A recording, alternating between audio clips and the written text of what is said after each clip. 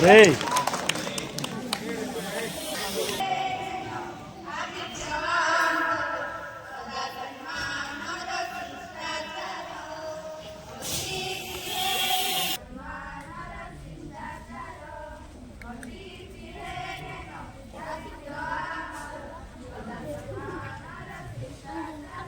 Hey. Jadi gue tadi ya Pak.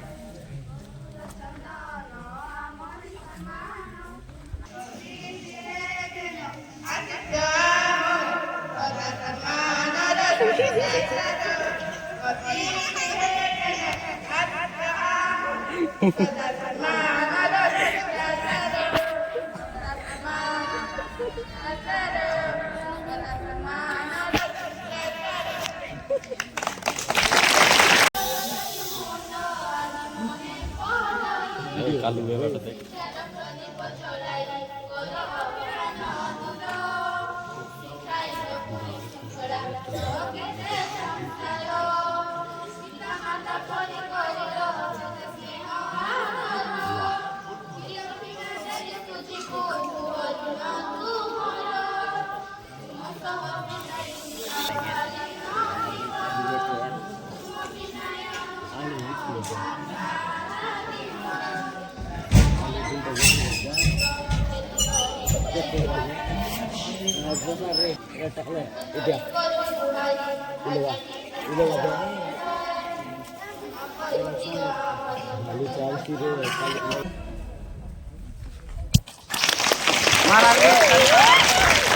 वयोज्येष्ठ शिक्षक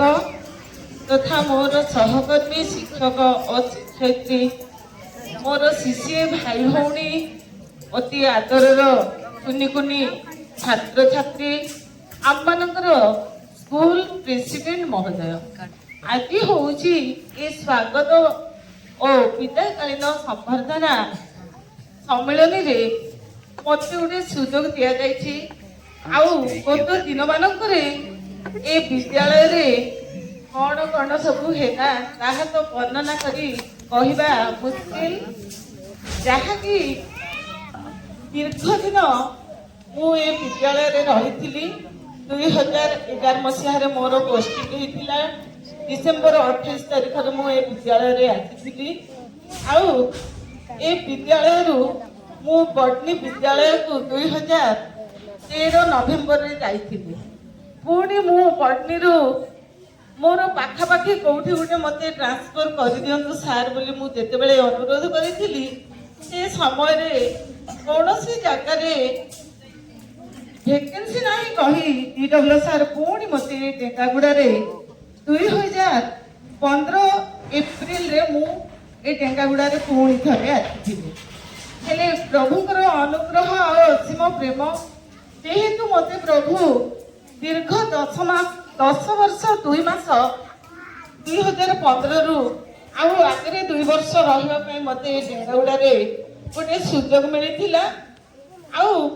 मो जीवन काल मध्य हुए तो मु सब पिला को उत्तम मनीष कर पारे किंतु मु भावुछि मोर आचार व्यवहार केते पिला भूल काम सुधारी थे बोले ए टेंगागुड़ा दीर्घ 10 वर्ष रहा भितर मुझे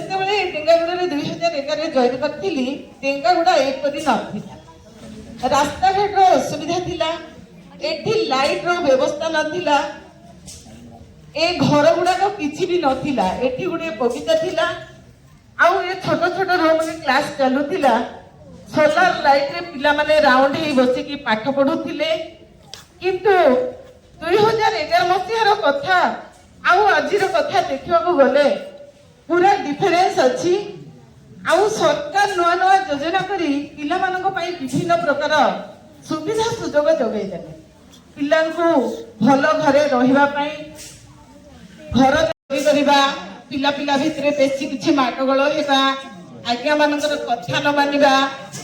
तो एगुडा को जेमती को पिला भी करबो नै भलरे पाठ पढिबो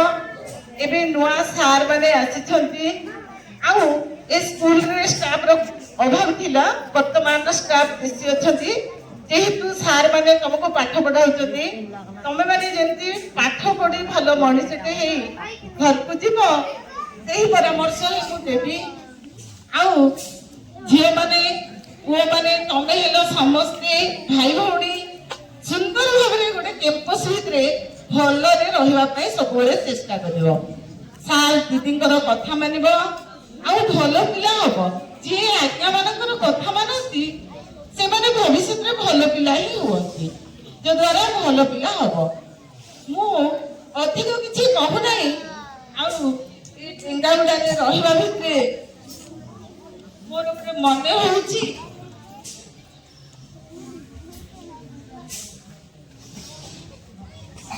ଡେଙ୍ଗାଗୁଡାରେ ରହିବା ଭିତରେ ମୋର ଗୋଟେ ମନେ ହେଲା, ଆଉ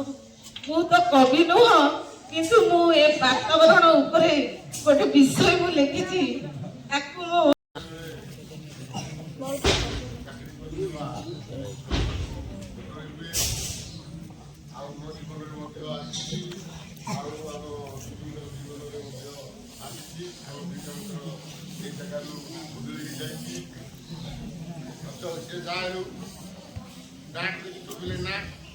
हाँ